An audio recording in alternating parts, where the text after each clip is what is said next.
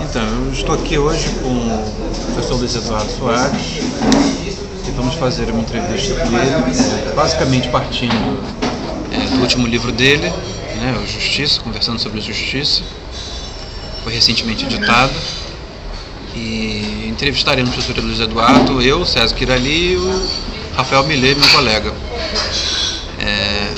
Antes de entrar propriamente no assunto, eu queria perguntar uma pergunta geral assim, de trajetória, porque de alguma forma, no contexto geral do Brasil, do Rio de Janeiro, das ciências sociais do carioca, você nos parece o mais teórico político dos antropólogos e o antropólogo mais próximo do que a gente compreende de teoria política.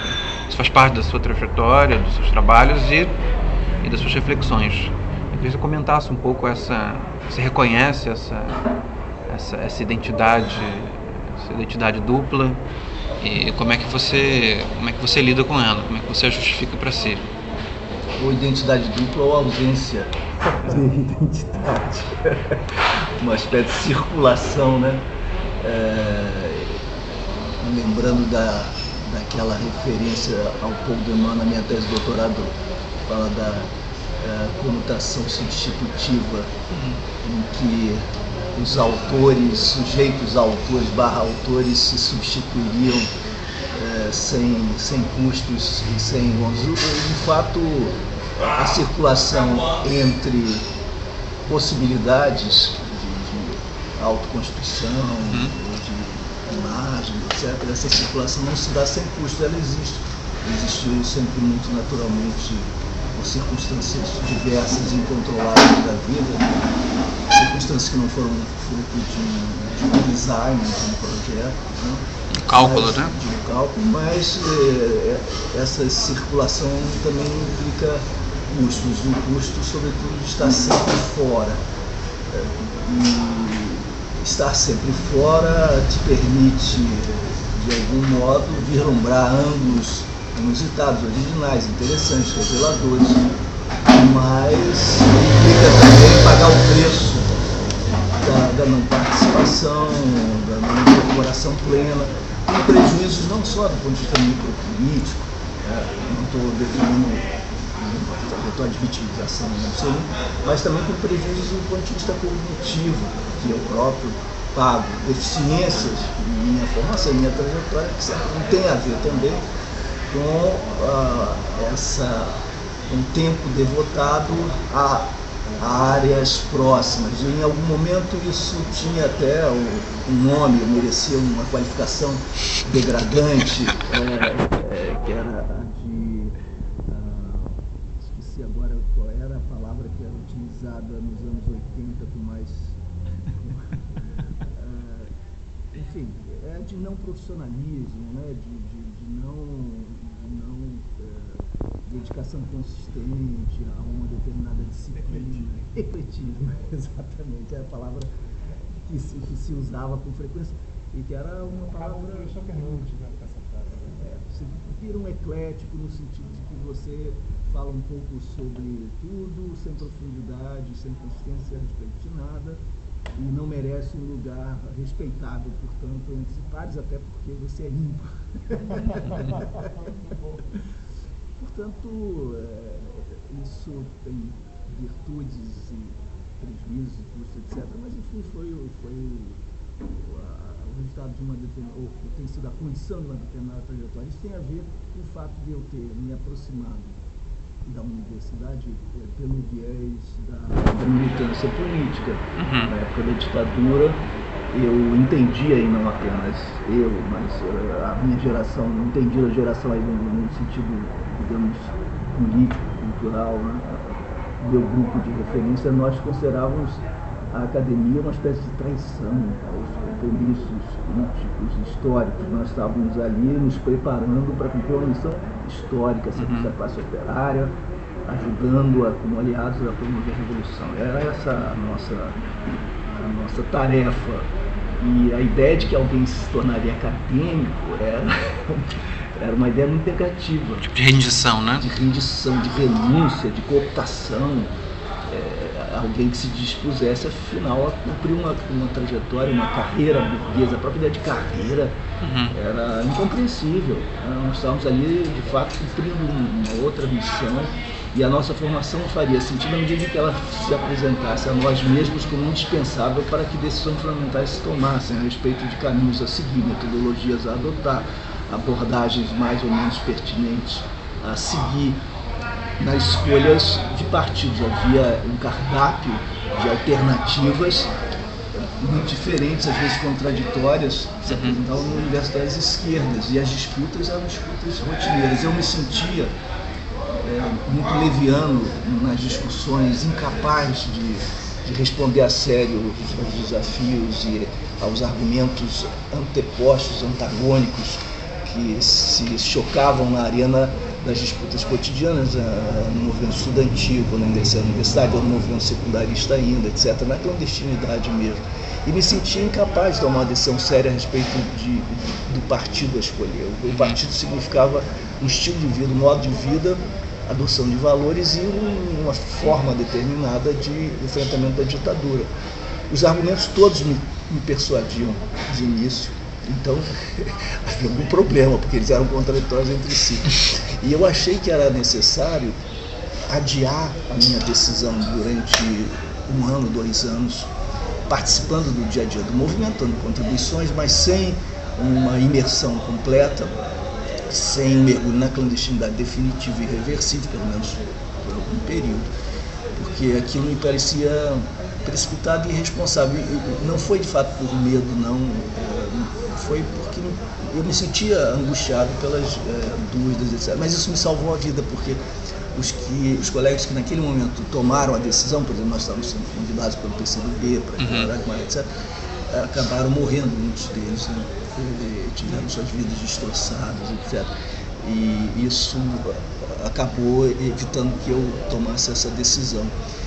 E mais tarde eu entrei para o Partido Comunista, o Partidão, depois de ter frequentado os cursos, né, e de ter feito grupos de estudo, etc.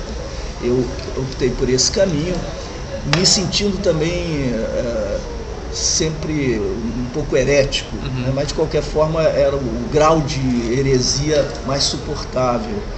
Havia subgrupos e divisões e cada subgrupo atendia a uma parte das minhas expectativas.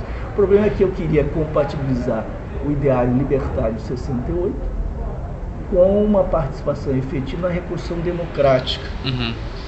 68 trazia o veneno corrosivo da crítica às instituições, aos poderes, no sentido mais amplo, né? Foucault, René Lugo, Lapassat, Deleuze, Guattari, etc. Por outro lado, nós sabíamos que no Brasil a luta contra a ditadura redefinia o sentido das instituições, porque as instituições não são apenas a castração e a delimitação do campo de exercício da liberdade, as instituições não são apenas restrições, repressão, circunscrição de desejo. Instituições são também restrição aos poderosos, limitação de Leviatã, imposição de um dique ao poder do Estado, à tirania superior política, etc. Essa duplicidade do sentido de instituição me parecia escapar aos teóricos e militantes, alguns pelo menos, aqueles que eram mais relevantes na nossa interrupção, dos franceses, autores franceses, que eram grandes referências no momento. E eu então buscava algum tipo de acordo, digamos, entre a tradição marxista, com uma forte presença já de Gramsci, no sentido que isso significava uma flexibilização da doutrina, do ideário, dos conceitos, etc., inclusive no sentido da prática. Procurava incorporar conquistas históricas do movimento comunista europeu via italianos, por exemplo, que se reportavam sempre a Gramsci, ainda que isso fosse crescentemente apenas uma referência quase mitológica. É mais um princípio de união, né? Mais um princípio de união, né? Criando uma comunidade discursiva e prática, talvez mais isso do que propriamente uma adesão, uma fidelidade teórica que se justificasse a partir de respeito a matrizes conceituais, etc. E me parecia que, então, esse campo ao qual eu me filiava, enfim, já nos anos 70, 74, 75, esse campo talvez fosse mais capaz de abrigar as minhas ansiedades, as dúvidas, e me permitir, com liberdade, explorá-las, né? Incorporando o que os franceses traziam de crítica mais radical às necessidades de construção que envolviam, portanto, algum tipo de revalorização das instituições com seus limites, etc. De como trabalhar o problema da construção da ordem social. De novo, né? A gênese da ordem, seus limites e suas possibilidades na transformação da sociedade. O espírito mais anárquico me parecia indispensável, mas insuficiente, quando nós nos defrontávamos com as perguntas práticas, né, do que fazer, etc. Num ambiente de ditadura, né? Não era um ambiente simples, não era um ambiente que permitisse grandes hesitações do ponto de vista da prática. Na prática nós tínhamos de nos situar, né?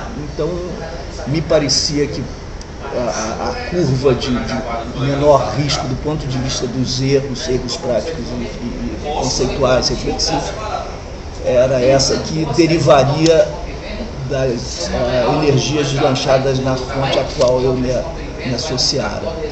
Então é um campo vasto, mas com muitos problemas.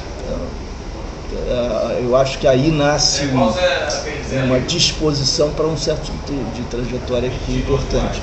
Os meus amigos do campo da arte, do teatro, da criação, da literatura, da poesia, eram aqueles com os quais eu me identificava, do ponto de vista do estilo de vida e da crítica.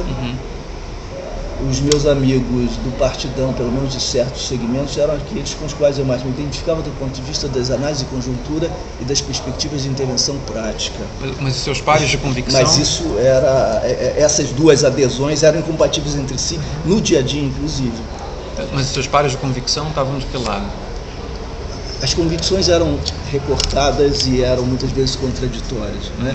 Então, eu, por exemplo, já considerava a homofobia um problema crucial a ser enfrentado e vencido, considerava a questão das drogas muito mal colocada, achava que a legalização se impunha, me parecia que qualquer tipo de moralismo no controle dos comportamentos era absolutamente inaceitável. Me parece, eu sou realmente fiel a esse credo até hoje. E a questão das mulheres, a luta das mulheres, o problema do racismo no Brasil, a necessidade de colocar esse problema como prioridade, isso me parece absolutamente fundamental.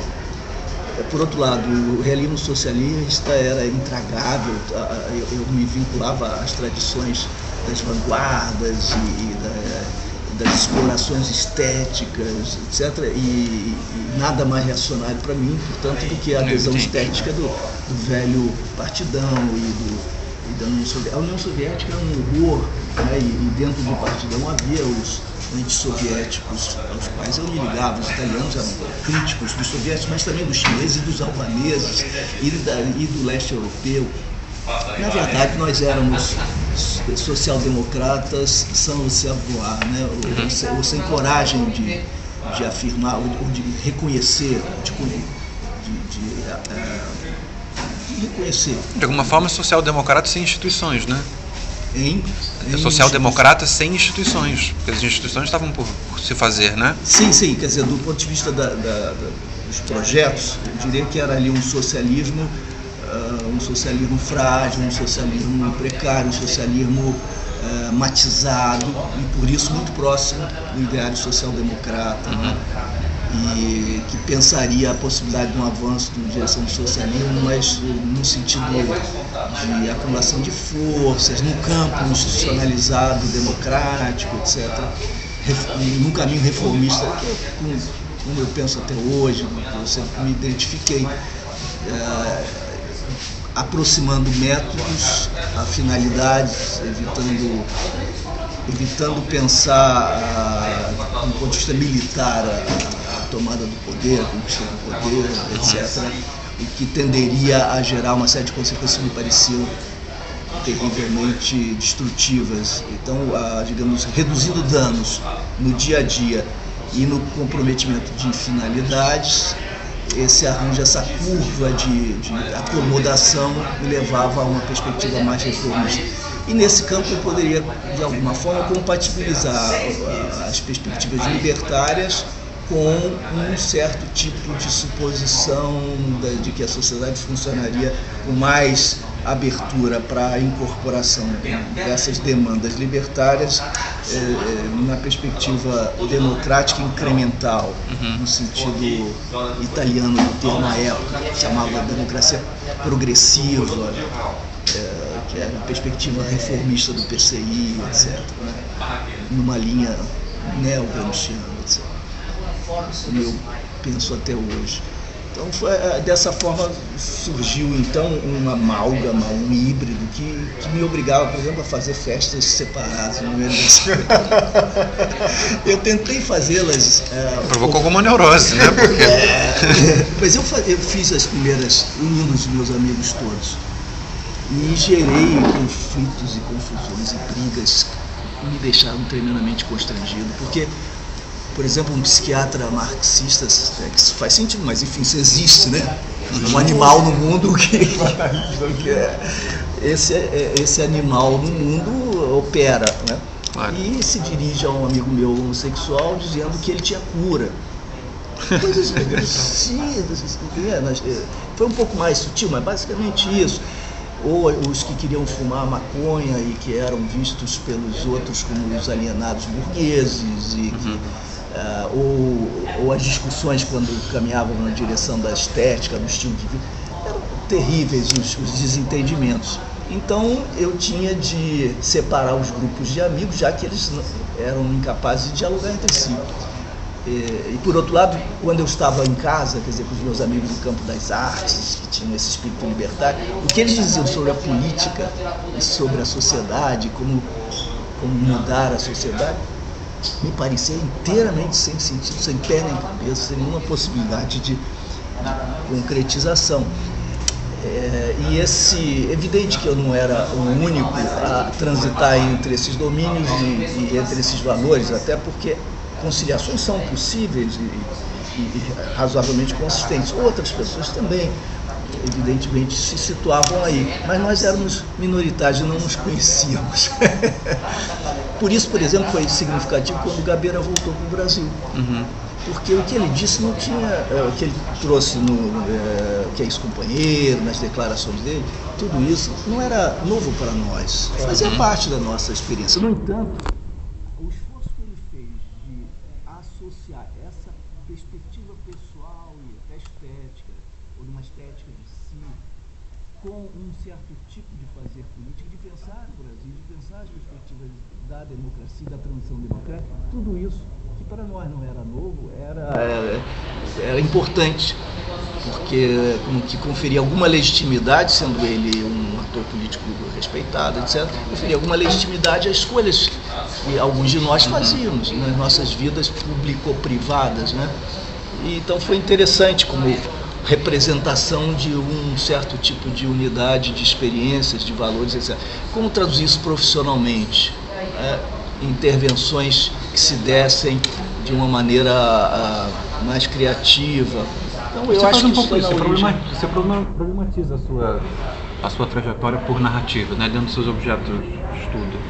Isso está presente cada vez mais. Durante um período eu tive de então saldar as minhas dívidas com a universidade, na própria formação.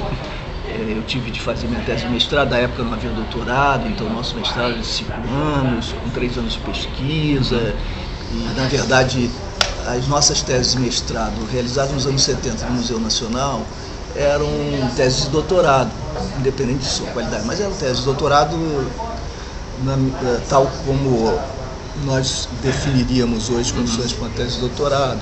Tempo de dedicação, tipo de pesquisa original, as dimensões do texto, as suas pretensões do produto, né?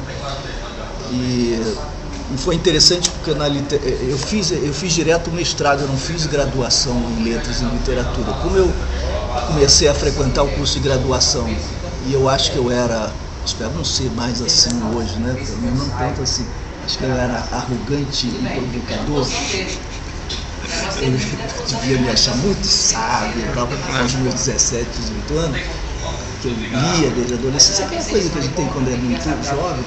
Eu então começava a questionar alguns professores, citando textos que eu tinha lido, etc., que eram relevantes, precisos para os professores, de fato, como pertinentes. E as questões tinham a sua pertinência.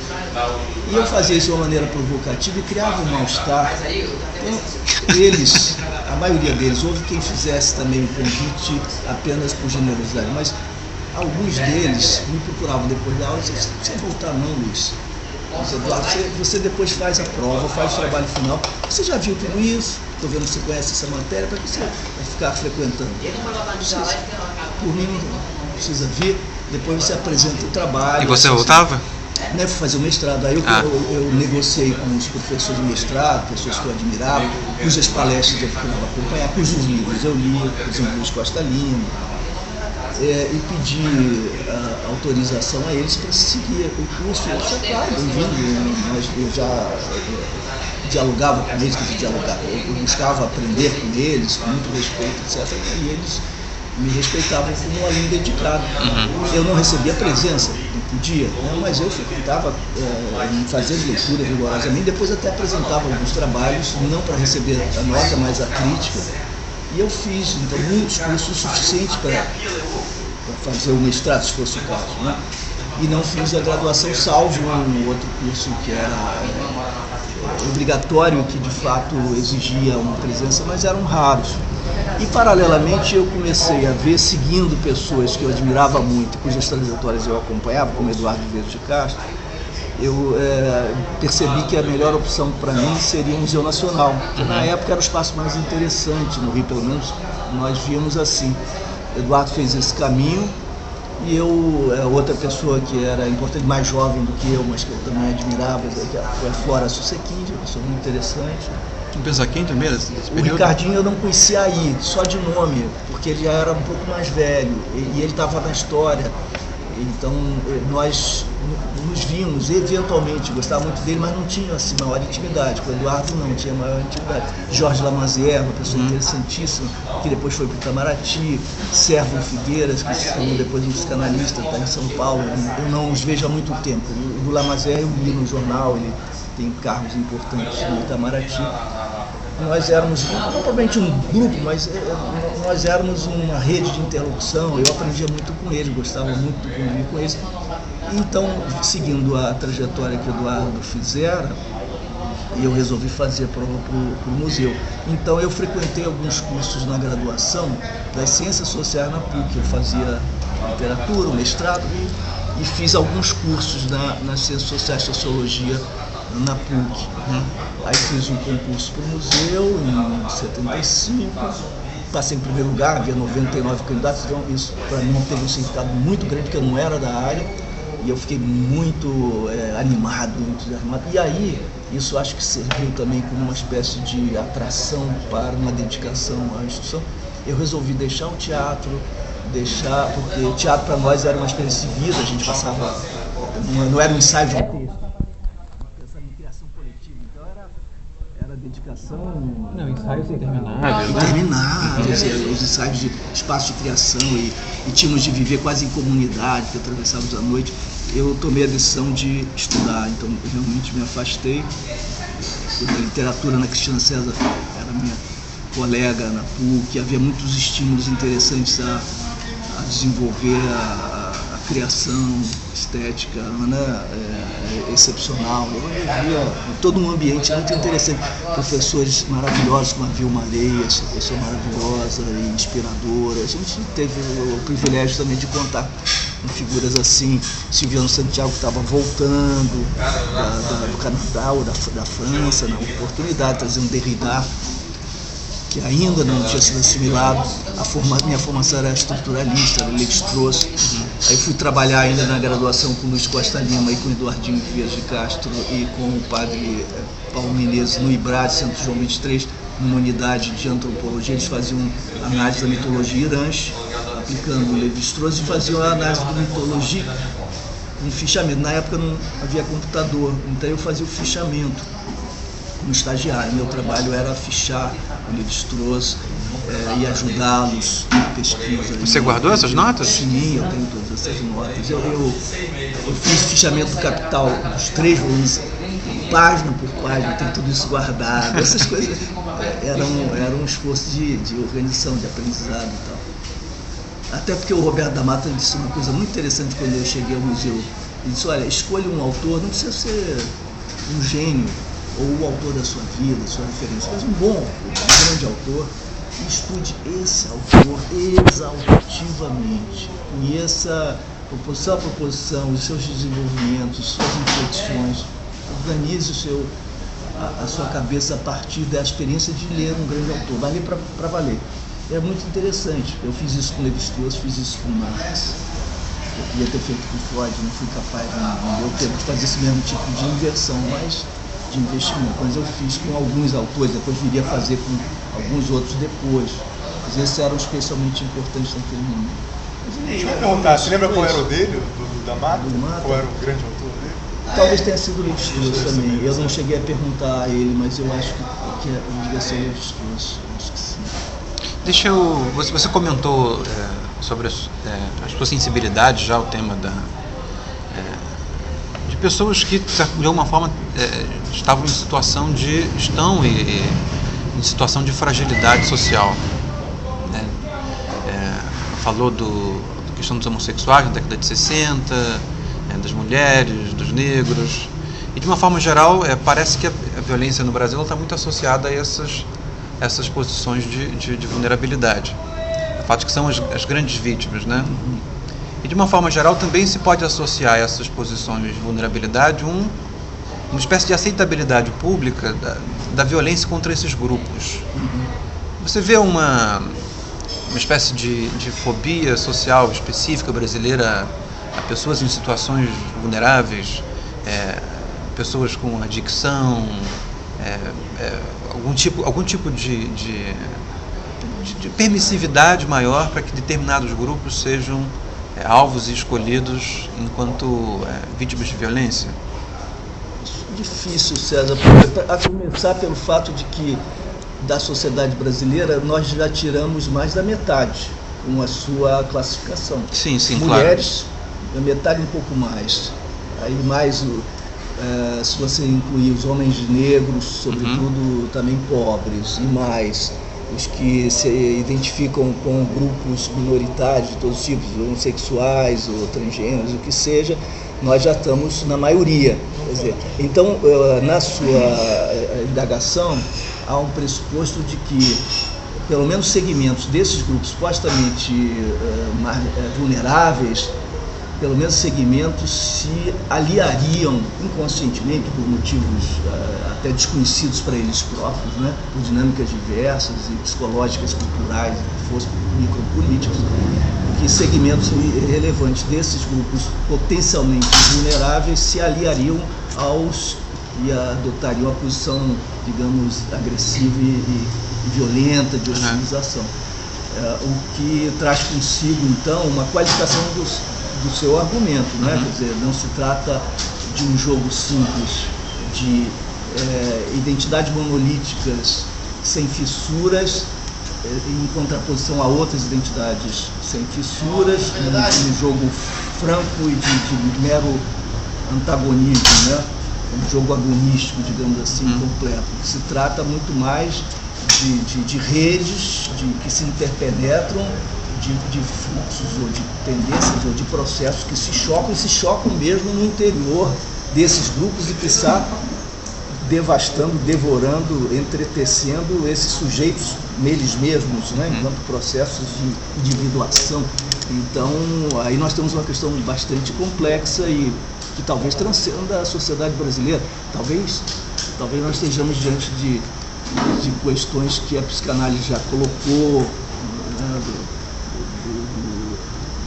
drive para a morte, né, e de potenciais destrutivos e autodestrutivos, isso tudo complexificando muito as guerras entre grupos sociais, né? E isso certamente não seria a própria sociedade brasileira, né? De que maneira a estrutura particular da sociedade brasileira, nossa cultura, favorecem o desenvolvimento de de impactos desse tipo? Essa talvez fosse a pergunta, né? E eu não saberia o que dizer, isso exigiria toda uma reflexão, até porque nas sociedades que eu conheço eu verifico os mesmos problemas, com alterações, né? Mas basicamente os mesmos problemas: violência contra a mulher, contra os homossexuais, o racismo, etc.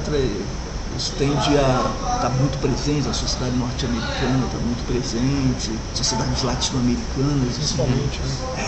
Talvez haja alguma coisa no nosso machismo e no nosso autoritarismo brasileiro, no qual as ambiguidades são tão importantes, que reforça tudo isso.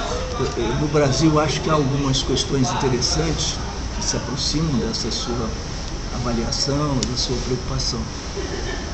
O que nós chamamos de sincretismo, que acabou sendo idealizado como uma espécie de solução miscigenadora e democrática para conflitos incontornáveis. É uma autonarrativa miscigenada, né? Que é absolutamente falso, né? Mas que funciona como uma ideologia, como uma narrativa de idealização, de justificação, etc. Então, a questão do sincretismo e o lugar da Igreja Católica e da cultura católica associada ao tipo de desenho muito verticalizado e hierarquizado, estamental, patrimonial da nossa sociedade. Uma estrutura profundamente desigual e autoritária, com um processo de desenvolvimento que tem essas características autoritárias, né? Não precisa lembrar de Barrington Moore, Otávio Velho e os estudos de Elisa Reis, César Guimarães e tantos outros que foram apontando a característica política da economia brasileira, né?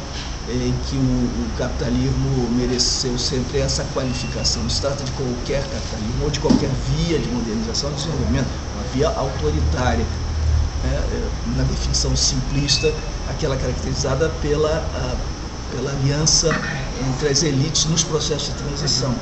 Vamos chegar a ontem rapidamente por aí. Esses entendimentos pelo alto, com a exclusão das classes subalternas ou de seus segmentos mais expressivos, com reiteração dos padrões de exploração, etc. Isso tem sido a nossa marca.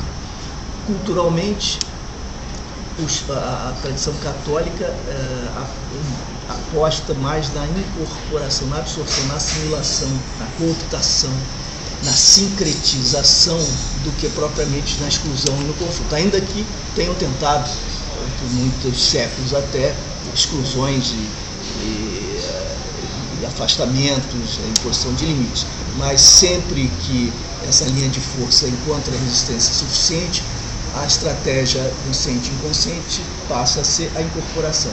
E o sincretismo, que é visto muitas vezes de forma apolítica, como uma espécie de estética da cultura brasileira sincronicamente construída, que mereceria nossa devoção, nosso aplauso, nosso reconhecimento, na verdade constitui, me parece, um processo de luta e de opressão, porque essa incorporação se dá às expensas das identidades ou das experiências particulares dos grupos subalternos. Não é uma bricolagem igualitária ou aleatória, né? É um tipo de bricolagem com subalternidade, com dependência.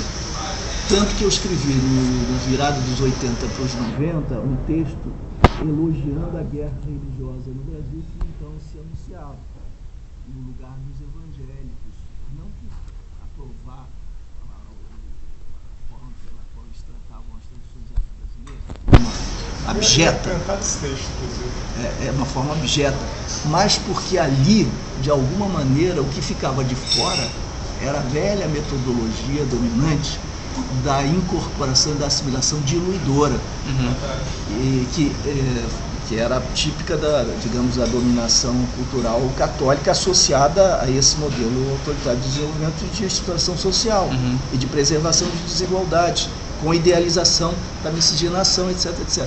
Quando a guerra se afirma claramente, as identidades começam a se afastar com preços muito caros. Houve aí efeitos terríveis que continuam presentes, isso é muito sério. Mas pelo menos houve uma vantagem para a qual eu queria chamar a atenção, que era o fato do deslocamento da Igreja Católica, do catolicismo, desse quadro das disputas populares. Até porque a forma pela qual algumas tradições, novas tradições evangélicas, enfrentavam o afro-brasileiro era uma forma totalmente diferente. Havia não o sorriso sarcástico superior, blasé e indulgente do senhor que observava a selvageria dos negros e dos pobres e tolerava essa diferença desde que os seus símbolos e as suas crenças se afirmassem como superiores. Não, agora o demônio era vivenciado, era convocado, a experiência da possessão era verificada, reconhecida, realizada no centro do ritual que se lhe opunha. Era o reconhecimento da verdade daquela experiência. E o confronto se dava diretamente por exorcismo. Então a linguagem é completamente distinta.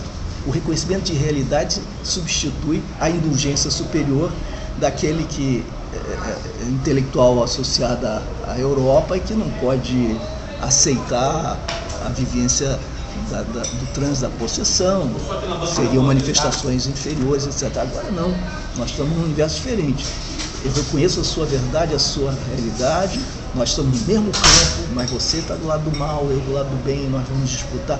Isso muda inteiramente a relação e, sobretudo, sendo o conflito também uma forma de aproximação e de relacionamento, nós teríamos entre as classes populares conflito e unidade. De qualquer forma, o que está excluído aí era o que antes se encompassava, para usar, né, um neologismo, né, um galicismo, encompassava essas diferenças todas de uma maneira diluidora. Então nós temos um aspecto aí que eu acho que é interessante. E de que maneira as ambiguidades que caracterizam a nossa experiência cultural têm relação com a violência? Eu escrevi alguns textos sobre isso. Eu acho que sim, aí nesse caso eu acho que o ponto para o qual você chama a atenção é muito importante. Porque nós não excluímos, por exemplo, o garoto negro pobre. No discurso da Constituição e nos documentos aos quais ele tem acesso na escolarização, ele é um cidadão. Ele é o cidadão. E ele é convocado para a grande festa hedonista do consumismo. Mas há um veto à sua participação. E uma convocação religiosa também, né? Convocação em todos os sentidos, claro. Né? No dia a dia, quando ele acompanha a sua mãe, empregada doméstica, a sua experiência de trabalho, ele verifica que há ali algo para além do que determinam as leis. Há uma relação que não é familiar, mas que se apresenta sob a máscara da família. O elevador próprio havia e continua a haver na prática todo um tratamento diferenciado. Ele percebe que efetivamente não é cidadão como os outros, não é um indivíduo como os outros, nem sua mãe, nem ele tem acesso a essa festa do Ministério do Consumo e portanto passa a viver uma ambiguidade, né? Essa ambiguidade eu acho que se manifesta no Instituto de Empregado Doméstico com um papel fundamental na relação entre as classes sociais e urbanas brasileiras. A empregada doméstica é convocada para participar de relações familiares e, ao mesmo tempo, se lhe impõe um veto à imersão nessa rede de forma confortável e plena.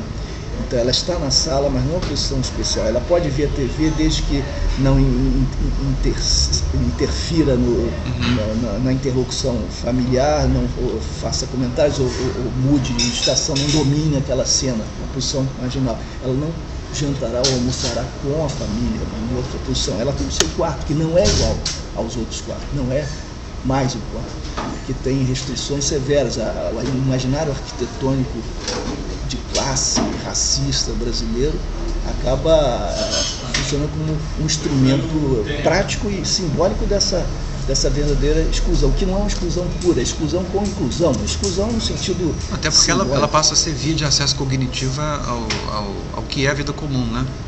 Exato, e ao mesmo tempo essa sutileza dos pequenos vetos, né? E quando ela então ousa falar como quase familiar, ela pode ser indulgentemente, paternalisticamente acolhida. Quando ela usa o vocabulário dos direitos, isso é tomado como um insulto e como uma ruptura unilateral da fidelidade que se exige dos membros da família. Então, é da família, não é da família, essa ambiguidade que está presente, segundo os estudos antropológicos, na experiência do compadrio entre coronéis e agricultores e trabalhadores do campo brasileiro na Primeira República, como uma aliança entre classes diluidora, que é uma espécie de pequeno welfare improvisado, funciona assim como proteção para o futuro dos filhos, etc. Por outro lado, é instrumento de dominação, de mascaramento de dominação e de imposição, porque cria obrigações simbólicas também, inclusive no plano emocional. Isso se desloca e se adensa e se complexifica extremamente com a experiência da empregada doméstica, né? Que não foi estudada suficientemente, não foi explorada suficientemente pela inteligência acadêmica brasileira.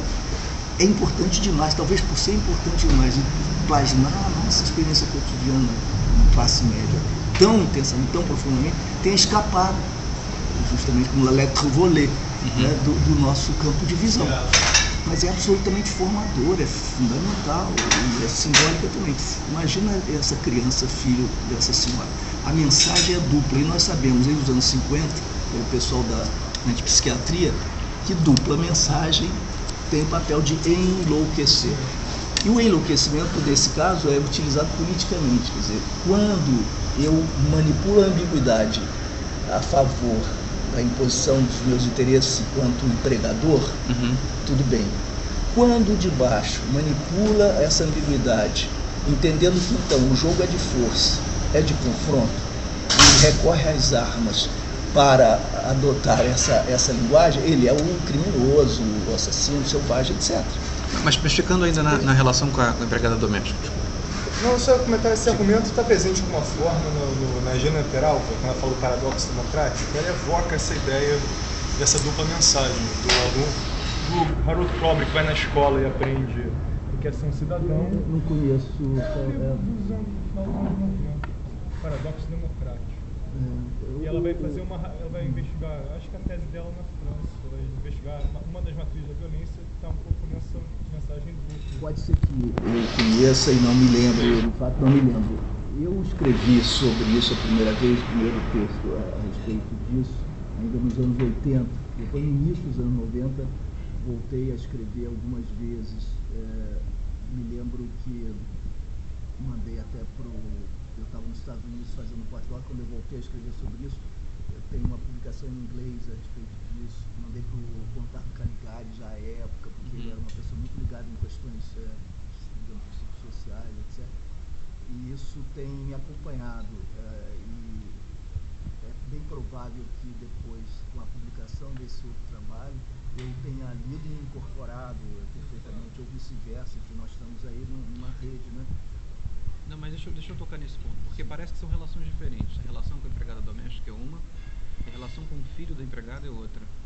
Pensando se talvez a relação com a empregada, nesse caso, é uma relação relativamente ambivalente e aí bastante cruel, porque os dados da violência não estão plenamente colocados. Ela pode ser retirada, mas o fato de que há mecanismos de incorporação, mas a relação, aí sim, ambígua com o filho da empregada doméstica se torna, por assim dizer, enlouquecido. E enlouquecido pode ter o sentido de violento no sentido urbano, como também o adoentamento mental e coisa desse tipo.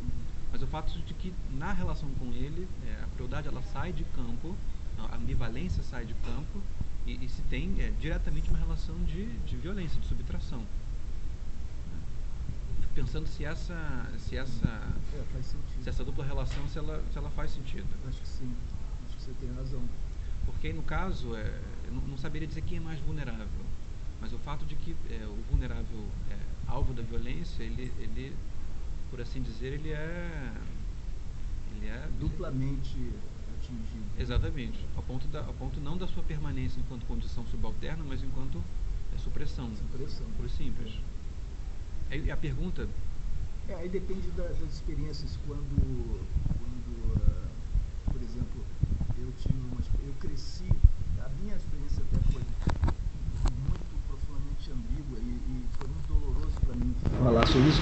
Durante alguns anos, quando eu era bem criança, meus 4, 5, 6 anos, eu cresci com um menino negro, que era filho da empregada doméstica. Ela tinha levado um tiro do ex-marido e o tiro na cabeça, a bala permanecia, não era possível operar. E ela sentia algumas dores, e sofria com isso, além da história que isso traz, conseguiria, então ela preferia morar lá, na casa dos meus pais, que era de baixa classe média, ela provavelmente só ganhava muito pouco, meus pais ganhavam muito pouco, e o filho dela convivia conosco, dormia conosco, etc. Meus pais eram muito abertos nessa direção da incorporação e do respeito, etc. Mas era inegável a diferença. E quanto mais generoso e afetuoso o laço, mais complicada é a situação, né? E porque se esconde mais a sua vertebração de trabalho e de exploração, né? E tanto que ele sumiu de minha vida. Provavelmente minha mãe demitiu a senhora ou houve algum desentendimento, alguma coisa, e ele sumiu da vida. E o que mostra que é uma situação absurda, porque nós já tínhamos criado um laço que independia de trabalho, mas isso não fazia parte do cálculo. E a estrutura é de que ele é um homem que pode sumir, né? Ele é o homem que pode sumir, ele está no lugar da supressão. Exato. É usar a sua expressão. Isso é muito sério, não é? Sério, não é, Rafael? Não é muito sério. Para o Brasil. É muito grave.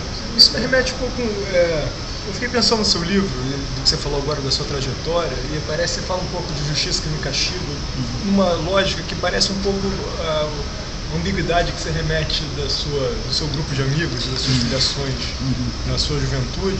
Porque de um lado tem um lado mais humanista, vou chamar assim, do teu grupo de teatro, de um lado mais pragmático do partido institucional. Então fala da instituição por um lado e por outro lado fala de uma natureza humana, vamos colocar desse lado. Na verdade eu quero chegar no dia de ontem, que eu acho que de alguma coisa, de alguma forma faz esse Nós começamos querendo chegar a ontem, né? Porque a nossa tese, você está falando de identidades, agora a gente falou longamente sobre como a questão de identidade, uma pergunta pareceu muito rápida e objetiva do César, se transformou numa digressão longa de como as identidades subalternas ou não, e os conflitos se estabelecem, se constroem, e de alguma forma remete à tua expressão de que o sentido da história depende do ponto onde você começa a contá-lo. Mas essa própria expressão acaba tendo, dependendo da vertência queira, por um lado dos artistas, ou do partido, ou do lado das instituições, ou do laço afetivo, parece que elas brigam de alguma forma, e a vontade é de uni-las, né? Vou contar isso bem informalmente, com uma anedota que estava começando sobre o dia de ontem, assim, em algumas esferas. Então, numa esfera, alguém dizendo, chegou, a polícia começou a jogar bomba depois que uns garotos começaram a cuspir nos velhinhos militares que chegavam para a festa, oficiais de reserva, para uma festa que de fato era uma festa que eles estão querendo comemorar. No clube, né? No clube militar. No clube militar. Porque na verdade a Dilma no passado proibiu qualquer celebração oficial do 1 de março. Aí os oficiais de reserva fazem uma festa no dia 29. Então as pessoas iam chegando e iam sendo hostilizadas pelos manifestantes. Até que um grupo foi e o garoto cuspiu na cara desse velho. Era um velhinho, uns 80 anos, chegando fardado. E no grupo a reação foi realmente cuspir uma agressão, de fato. Então, que medida pode se chamar uma manifestação pacífica esse ato? Então era uma história para um lado. Alguém falou assim, sim, mas é que essa pessoa que cuspiu era filho de um cara que foi torturado. E como fica essa situação? Então, de uma forma, você trata um livro, está aqui falando de uma série de afetos que parecem justificados por um lado. Então, um olho por olho, dente por dente seria razoável, em uma certa medida, de uma adesão imediata a uma vítima naquele momento. Mas se o seu projeto construir uma instituição, já que estamos num Estado democrático de direito, se pretende que a via institucional se reproduza, né, qual é a medida desse ponto? Né? Como concilia esses dois lados? Porque de uma forma você esteve fora do Estado, clandestino, depois você foi professor, então atuava na ponta, vamos dizer assim, você implementava uma política de educação com toda a liberdade que cabe a esse lugar de professor, e você foi subsecretário de segurança, foi chefe da polícia de alguma forma. Fui secretário nacional de segurança. E depois foi secretário nacional no Lula, de fato. Então, quer dizer, você teve contra o Estado, você teve aplicando, teve no Estado como funcionário na ponta, como professor, e depois você teve em 2 instâncias, estadual e federal, construindo a política pública, construindo a instituição.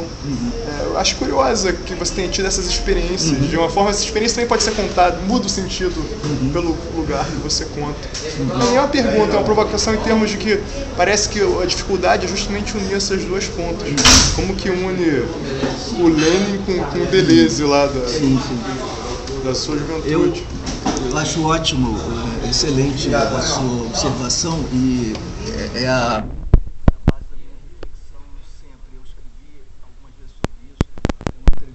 longa, que foi uma entrevista escrita que eu publiquei no Legalidade Libertária, acho que é o último capítulo, sobre a trajetória intelectual. Foi publicado em espanhol num livro que saiu em algum lugar da América Latina, não me lembro onde, acho que no Peru, sobre intelectuais na vida pública e tal. E depois eu publiquei no Legalidade Libertária em português. Isso, portanto, é assumidamente uma questão para mim. Como é que eu posso, ao mesmo tempo, me considerar libertário, ser responsável por segurança pública e assumir posições do Estado? Primeiro, até em inglês eu costumava dizer como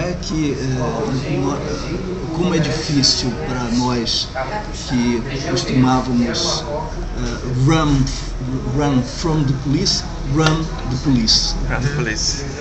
Como é possível você passar fugir da polícia para dirigi-la, para geri-la, etc.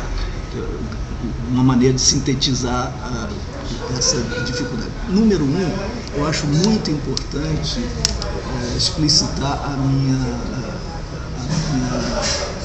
digamos, rejeição, resistência ao pensamento dialético, à ideia de dialética. Não há síntese para mim, e eu acho que é muito desconfortável, desestabilizador conviver com o reconhecimento da contradição irreversível, insuperável, que aparece como, de fato, um impasse agonístico e realmente insuperável. Como conviver com a contradição, entendendo, não a negando, mas entendendo que ela existe e que ela é insolúvel. E essa é a nossa condição, a meu juízo, em todos os campos. Não há, portanto, a conciliação em uma resposta. É, entretanto, indispensável fazer a pergunta, reiterar a pergunta, o questionamento, a provocação e extrair consequências da contradição. Até onde nós podemos viver e suportar, até onde podemos estendê-la, que preços nós pagamos, etc. Não há conciliação. Há, entretanto, maneiras de projetar numa certa épura essa contradição de modo a trabalhá-la de uma maneira mais produtiva, sem negá-la. Não se trata, portanto, de superá-la numa síntese. A situação, por exemplo, de ontem, do confronto, né? Eu tenho muita dificuldade em lidar com esse tema, particularmente, por isso que ele é bom. É muito difícil eu racionalizar porque eu vivi isso. E porque, para mim, é insuportável a ideia de ver os militares comemorando e disso passar assim, impunemente. Eu não consigo suportar essa ideia e, nesse sentido, eu me sinto inteiramente identificado com os que, afinal de contas, saíram de casa e foram até lá. E acho muito importante que a sociedade se manifeste desse caso. Qual é o procedimento teatralmente mais adequado para que isso se exerça com mais força, com mais potência, com mais com a dramaturgia, né? Com a dramaturgia. Eu acho que não é absolutamente a dramaturgia que está no repertório dos grupos, ou pelo menos alguns grupos que estavam presentes. Não acho que seja melhor, porque aquilo remete a cenas conhecidas e decodificáveis a partir de uma perspectiva extremamente conservadora, que acaba invertendo papéis e tornando os velhinhos vítimas, quando eles são algozes, torturadores e assassinos. Então, se nós firmássemos a posição de que, olha, o país não pode tolerar a celebração da tortura e do assassinato e de um Estado repugnante que nos custou tantos anos e tantas vidas, etc. Se nós formos capazes de vocalizar isso, nós precisamos fazer. E precisamos fazer de uma maneira a sensibilizar e gerar empatia entre todos os que compartilham conosco os nossos valores. Nós não podemos criar aí uma fratura por erro de dramaturgia, por erro de metodologia. Isso é um equívoco político primário. É compreensível, entretanto. Quer dizer, um garoto, ou eu, se estivesse lá, se perdesse a cabeça olhando algumas daquelas pessoas e agisse dessa forma, digamos, precipitada, violenta, o que fosse, eu compreenderia do ponto de vista individual, como qualquer ser humano, como eu compreendo a vingança, como um sentimento, é claro, mas eu não aprovaria como metodologia de ação política, como cena a ser dramatizada. Isso não ajuda, isso não amplia, isso não focaliza e sublinha o nosso ponto, não deixa claro para o nosso ponto, e não deixa os lados claros. Por isso que as mães da Praça de Maio tiveram tanto êxito. Elas são o avesso disso tudo. Elas estão ali falando dos filhos que eles foram roubados das mortes. Elas falam como mães. Aí não há como você dizer que são vândalos ou vândalos. Existem femininas que não. Enfim, não há como você descaracterizar e desqualificar. Como é que a segurança pública entra nisso? A meu juízo, segurança pública é indissociável da própria ideia de Estado, do Estado democrático de direito. Se você pensa no Estado e pensa na necessidade de circunscrever seu poder, você tem classes sociais que têm Estado. Você não sabe como suprimir o Estado, como suprimir as classes. Não está no nosso horizonte histórico. Então existe o Estado. Em existir no Estado, ele tem que ser limitado, tem que ser contínuo. E ele tem de conviver com o máximo de participação, de possibilidades de ampliação das lutas sociais, redução das desigualdades, etc. Para que nós organizemos o Estado dessa maneira, para que ele se torne mais compatível com um processo positivo, que eu creio positivo, nós temos de ordenar instituições. Um elemento fundamental é a legalidade e a produção de normas, a produção legislativa. Isso é crucial para que as expectativas, digamos, contratuais vigorem. Para isso é preciso que as tais leis acordadas sejam cumpridas, sejam garantidas. As instituições do Estado, na sua dimensão repressiva, cumprem um papel importante que deveria ser, a meu juízo, de garantir o respeito aos direitos conquistados, direitos e liberdades conquistadas. Então, se entender que essas instituições usam a força, deveriam usar a força de forma comedida, em benefício da cidadania, para impedir que os cidadãos sofram violações em seus direitos e suas liberdades, você entenderia a dimensão positiva da repressão, que é uma palavra maldita no nosso vocabulário, equivocadamente maldita, porque compreende-se a sua maldição, evidentemente pelo histórico a qual ela está associada. Mas se nós imaginarmos que uma criança está sendo violada e que nós nos lançamos contra o violador para proteger a criança, nós não diremos que estamos reprimindo o desejo desse indivíduo que está violando. Nós diremos que nós estamos defendendo a vida, a integridade física, a integridade moral dessa criança. Mas é repressão de fato, né? É repressão. Repressão funda a sociedade. Repressão. E nesse caso, me parece que é uma repressão a serviço da liberdade, dos direitos da vida. Qual é o problema de você se opor a uma oposição à liberdade? É uma repressão compreensível, positiva, etc.